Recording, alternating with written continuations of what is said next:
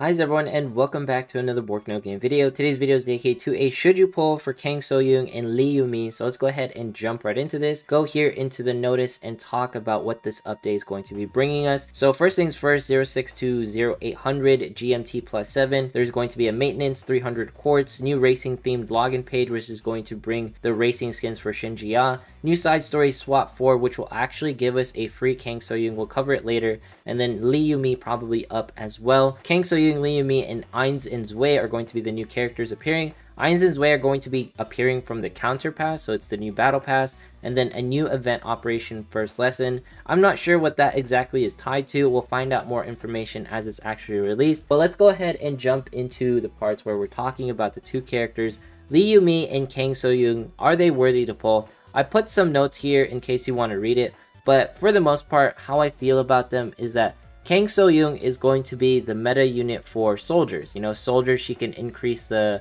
attack power and also the damage received is going to be negated. Not to mention she's going to drive a car and deploy a N shield unit. So that is pretty cool. From what I saw, it wasn't N, it was an SSR like shield unit. It looked like to be, I believe his name is Stronghold, right? And when he gets deployed, it looked absolutely cool. And Lee Yumi actually works together with Kang Soyoung in the sense that you could run Eddie Fisher with these two, because Eddie Fisher actually increases both counter and soldier meta like damage and survivability. So when it comes to this, I feel that they are a pretty good pair. But the thing is Kang Soyoung is going to be obtainable for free, where Lee Yumi is not. Now, when it comes down to this banner, should you pull as a free-to-play? Honestly, if you like counter units, right? You like Lee Yumi. She is a character that will be future-proof for defenders. She is more of an evasion tank. So note here on her skill 1 or her passive, evasion increases 50% 20 seconds when deployed, which is absolutely insane. So like she's essentially invincible for the first 20 seconds in some ways. Turn body forward attack AoE 2,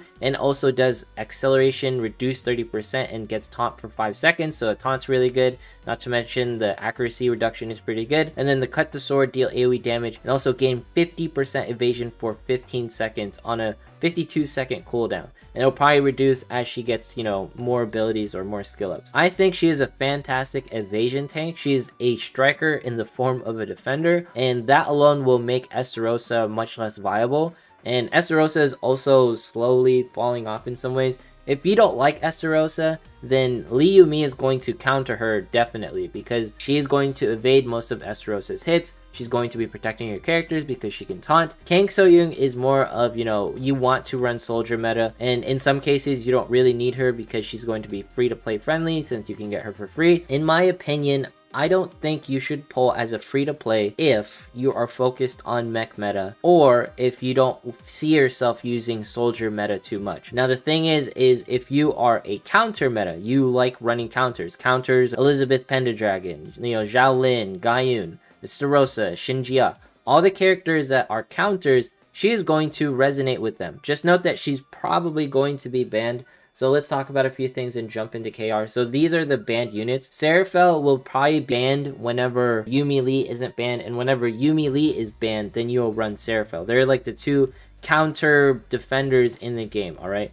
But when it comes down to it, I feel like you can pull if you really want to be in the counter meta, you want to run more counter units. Yumi Lee is worth it. Just note that there is a huge factor in the sense that you can get screwed over by RNG. You can't pull either of the two. You have to pity one of them, and you end up pitting Kang Soyoung, which is a really huge feels bad, man. And it'll be a while before we get another defender. I believe Seraphel was also placed into the battle pass.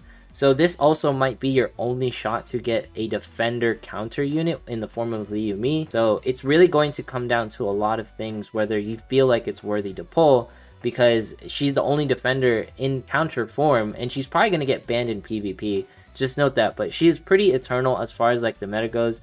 If you've seen like the tier list for like the KR stuff, she is still like an overachiever. She's still one of the best defenders in the game, so you can't go wrong trying to pull for her. So we're back here in KR. This is going to be Kang Soyoung's like side story deal, And what's really cool is you can actually get shards for Stronghold if you wanted that, and then you can get shards for Kang Soyoung. If you didn't know how this works, you pretty much jump here. I believe this is like the CEO's office. You go into the scout section, and then you can actually build the character. So it's going to be right here. This is like the scout section, and then if we have enough like nodes for the character, then eventually we can unlock them in this section. So there's going to be like Stronghold that we talked about earlier. We got some shards for that, and then there's Kang Soyoung. You need 150. It might take a while, but just note when we were looking at this, like the actual like free side story sort of deal, you can actually get a full free copy. You don't actually just, you know, get shards from the actual story mode. So there is a chance you can just randomly pull like a full entire copy of Kang Soyoung from here, and that's going to be like the cool part. See, Stronghold is droppable with Kang Soyoung on this.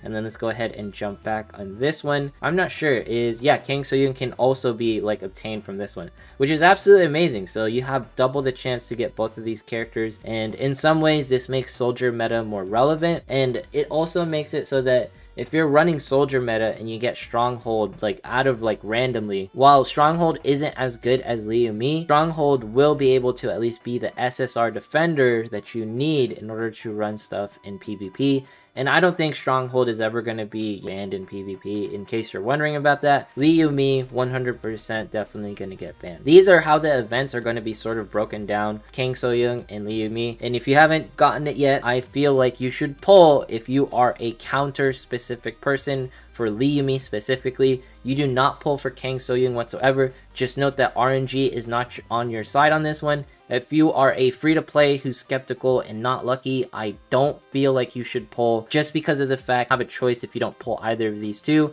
And once you reach the 150 limit and you pull Kang Soyoung, it's going to be a really huge feels bad man. Honestly, for free-to-play, the better side would be technically to pull on this SR, you know, like soldier banner. But if you're not running like soldier meta, you're not running soldier units, then feel free to pull for Yumi, because this is going to be the better banner for you. And technically speaking, there's nothing anytime in the future outside of technically, you know, Awakened Hilde that will be a defender that you can run for counter units. It's going to be a while before we get anything good. So in those aspects, if you're trying to save for the future, Yumi is really future proof when it comes to just having a counter defender unit. So let's go ahead and cover like the skins really quick. So here are going to be the different skins with pretty much Kang Soyoung, Yumi, and then I believe her name is Arius, and then King Chowoon, and then Shinjia. So those are going to look absolutely fantastic. And then the battle pass with Ainz and Zwei. Honestly, with this coming so early, I don't know how to feel about it. Don't like it, to be honest, because this character is going to be locked behind a paywall. But at the end of the day, I understand these are the two like best strikers in the game. Not because of the fact that they hit so hard, mostly because of the fact that their cost is 2. If they have 1 ban on them, there's still only 2 costs, and they're insane. So essentially the twins, they compensate for each other. If Ainz and Zwei are both on the battlefield, they do a damage reduction increases by 30%. Whenever one of them casts like the sword skill, then Ainz will cast it as well, or Zwei will respond and cast it as well. Ainz will summon all the younger siblings and damage 3 on the target and its surroundings. She becomes invincible while casting her ultimate, and she also has a lot of evasion for the most part. I think she's going to be a phenomenal addition. It just sucks that she's on the battle pass, or he, because Ainz and Zwei, you never know with like KR games. Probably one of them's a dude, because, but when it comes down to this, should you pull? Like I said earlier, Yumi is worth to even try to pity for if you want a counter defender within the game, because Seraphel will probably be locked into a battle pass. But when it comes down to this, RNG can highly screw you over, and you can end up pitting Kang Soyoung, which is the worst thing ever. And in those aspects, I don't know. I don't think it's worth to pity Kang Soyoung accidentally instead of Yumi. So it's hard for me to fully recommend this banner. And I just want to say, here are like the pros, here are the cons. Be aware that a lot of things can go wrong, but a lot of things can also go right because of the fact that we're going to get like this side story that's going to be bringing Stronghold and Kang Soyoung. So if for some reason you don't get Yumi, now you have the chance of pitying, you know, a Stronghold from the actual story, which I think is actually really cool, and it'll help people try to get the SSR defender, because I know a lot of people are having a hard time dealing with Essarosa or dealing with whichever unit, and because you don't have a defender, it prevents you from actually fully functioning within the game. And not to mention, defenders sort of block out the sniper units, which are doing like heavy work with Hayame and Xiaolin. So Yumi directly counters them. The only thing that Lee Yumi can be stocked by are the likes of like Kyle or any ranger unit. So, and right now there's not that many people running ranger units currently, but that's only because their ban, Kyle's ban, will either lifted or even, you know, doubled down, because I still see people running Kyle. But we'll see how it goes. At the end of the day, I feel like this banner is worth it if you are willing to pity Lee Yumi. If not, the next couple of characters, like the soldier meta, is going to be really good with the administration folks or Beer people. And then hopefully the following banner might be Rosaria, which is an absolutely phenomenal ranger, which will obliterate any Yumi Lee on the field or any people on the field whatsoever. And don't worry about awakened units, just save your quartz for the most part. Try not to use your quartz if you're trying to get Lee Yumi at the end of the day, because those quartz are going to be valuable in order to get awakened summons. I hope you enjoyed today's video. If you want more like further breakdowns on like what you should be doing, the things that you should be thinking about, feel free to read it in the Google spreadsheets. I'll leave links down below. Thank you to the KR Google Sheet Wiki, the person who, you know, placed all this information right here. That is absolutely amazing. Anyways, if you made it this far in today's video, consider subscribing, dropping a like, leaving a comment, follow me on Twitch, follow me on Twitter. Once we hit 22,005 subs, we'll be doing a giveaway. Still looking for one more person on the 20K giveaway. Thanks so much for watching. Have yourself a fantastic day, and I will see you in the next one.